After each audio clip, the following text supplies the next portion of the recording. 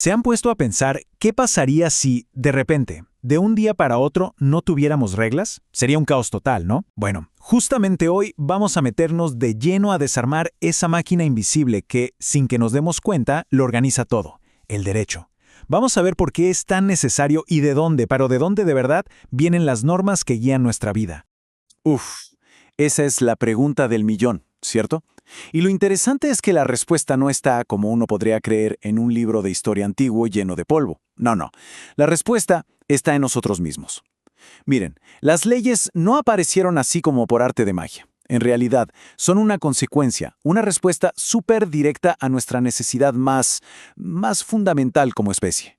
La de vivir en comunidad, la de vivir juntos. Ok, para entender todo esto bien, vamos a dividir nuestro análisis en 4 partes. Primero, lo básico. ¿Por qué necesitamos reglas? Después, vamos a aclarar 2 conceptos que a veces se confunden, el derecho objetivo y el subjetivo. Luego, nos vamos a meter con las 2 grandes caras del derecho, el público y el privado. Y para cerrar, vamos a ir al origen de todo, a la pregunta de, ¿de dónde salen todas estas normas?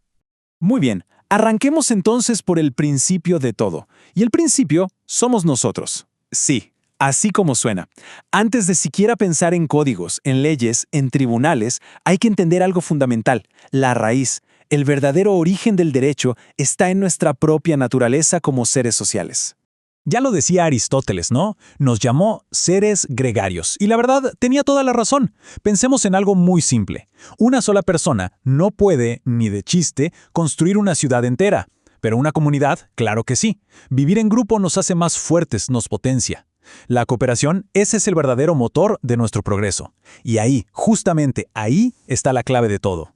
Y por supuesto, esta manera de vivir juntos ha cambiado muchísimo con el tiempo. O sea, pasamos de ser pequeños grupos de nómades a organizarnos en clanes, después en ciudades y finalmente en los estados tan complejos que conocemos hoy en día. Y acá viene lo importante, el punto clave. Mientras más compleja se vuelve la sociedad, más grande es la necesidad de tener un sistema que ponga un poco de orden, ¿no? Y es justo ahí donde aparece la solución. Para que estas sociedades, que son cada vez más y más grandes, no terminen siendo un caos total y se desmoronen, necesitamos, un manual de instrucciones, y ese manual es el derecho. En esencia, no es más que eso, el conjunto de reglas que todos debemos seguir para poder convivir en paz y, sobre todo, para poder alcanzar objetivos comunes.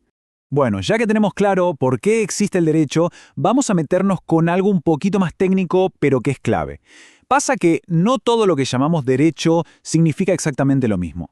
Hay que hacer una distinción súper importante entre lo que es la norma en sí, la regla general, y el poder o la facultad que esa norma nos da a cada uno. A ver, pensémoslo de una forma bien simple. Imaginen un juego de mesa. El derecho objetivo vendría a ser el manual de reglas, el librito que te dice qué se puede y qué no se puede hacer. Por ejemplo, la ley que establece el derecho a la propiedad. Ahora, el derecho subjetivo es el poder que tiene cada jugador para mover su ficha en ese tablero. Es la facultad, la posibilidad real de, por ejemplo, comprar una casa. Uno es la regla del juego y el otro es el poder que tiene cada uno para jugar. Un poder que nace de esa misma regla. Van de la mano, son inseparables. Perfecto. Sigamos con la próxima gran división. Porque este universo enorme de normas jurídicas, para poder estudiarlo, se suele organizar en 2 grandes ramas. Y ojo, que es una distinción que no es nueva, tiene unas raíces históricas súper profundas. Y entender la diferencia aquí es fundamental. Por un lado, el derecho público se encarga de organizar al Estado, su estructura, su poder y cómo se relaciona con los individuos. Y acá el Estado no juega de igual a igual, actúa con soberanía, desde una posición de poder. El derecho penal es un ejemplo clarísimo. Pero, por otro lado, tenemos el derecho privado, que es el que regula las relaciones entre particulares. Pensemos en un contrato de alquiler, una compraventa, situaciones donde, en teoría al menos, las partes están en un plano de igualdad. Ahora, atención porque esto es súper interesante. Esta división tan marcada, que parece tan lógica, no es universal. Para nada. Es una herencia directa del derecho romano, que adoptamos en la mayoría de los países de Europa continental y, por supuesto, en América Latina. En nuestros sistemas, la ley escrita es la protagonista principal. Todo se organiza en una jerarquía súper clara, como una pirámide, no donde la Constitución está en la cima.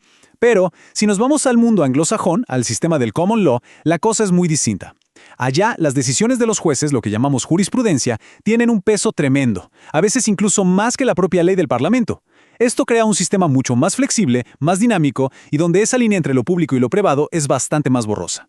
Y con esto llegamos a la última parte de nuestro recorrido de hoy, y para mí quizá la más importante. Porque, a ver, si ya dijimos que el derecho es un conjunto de normas, la pregunta cae de maduro: ¿de dónde salen? ¿Quién las inventa? ¿Quién las crea? Y sobre todo, ¿quién les da la fuerza para que sean obligatorias? Bueno, esta pregunta nos mete de cabeza en el corazón del sistema legal. Estamos hablando de las famosas fuentes del derecho. Y no hay que imaginarse un solo lugar de donde sale todo. Es más bien como un gran río que se alimenta de varias corrientes distintas. Y son todas esas corrientes juntas las que le dan forma y fuerza a lo que conocemos como ley. Por lo general, cuando hablamos de estas fuentes, nos referimos a 4 principales. La primera y la más obvia es la ley, o sea, la norma escrita, la que sale del Congreso, del Poder Legislativo. Después viene la costumbre, que son esas prácticas que la gente repite y repite tanto en el tiempo que la sociedad misma las empieza a considerar obligatorias. En tercer lugar está la jurisprudencia, que es básicamente el conjunto de sentencias, de decisiones de los jueces sobre casos parecidos, que van creando una línea a seguir. Y por último tenemos la doctrina, que son las opiniones, los libros, los análisis de los grandes estudiosos del derecho, que sirven para interpretar y entender todo lo anterior. Y miren, este artículo del Código Civil y Comercial de Argentina es un ejemplo perfecto de cómo el propio sistema nos dice de dónde sacar las respuestas. Es clarísimo. Establece un orden, una jerarquía. Los casos se resuelven primero según las leyes, pero ojo, siempre de acuerdo con la Constitución Nacional y los tratados de derechos humanos que están en la cima de la pirámide. Fíjense que también menciona los usos y costumbres, les da un lugar, pero siempre y cuando no contradigan a la ley. Y acá, para ir terminando, entra un concepto que es fascinante, la equidad. Pero, ojo, esto es importante. La equidad no es una fuente del derecho, como las otras. Es más bien una herramienta para aplicarlo. Pensemos que la ley a veces puede ser una regla muy general, muy rígida. Bueno, la equidad es esa capacidad que tiene un juez para, digamos, doblar un poquito esa regla, sin romperla, claro, para que se ajuste mejor a las circunstancias particulares de un caso, y así lograr la solución más justa posible. Podríamos decir que es el toque humano del derecho. Y quiero cerrar con una pregunta que nos queda picando para el futuro. En este mundo que vivimos con inteligencia artificial, redes sociales, cambios que van a una velocidad increíble, ¿creen que la ley escrita va a seguir siendo la fuente principal, la reina indiscutida? ¿O quizás empecemos a ver que los jueces, con sus sentencias, con la jurisprudencia, tomen la delantera y vayan legislando casi sobre la marcha? O quién sabe, a lo mejor la costumbre que nace todos los días en el mundo digital termina creando sus propias reglas. El debate, la verdad, recién empieza, y de él dependerá cómo será el derecho del mañana.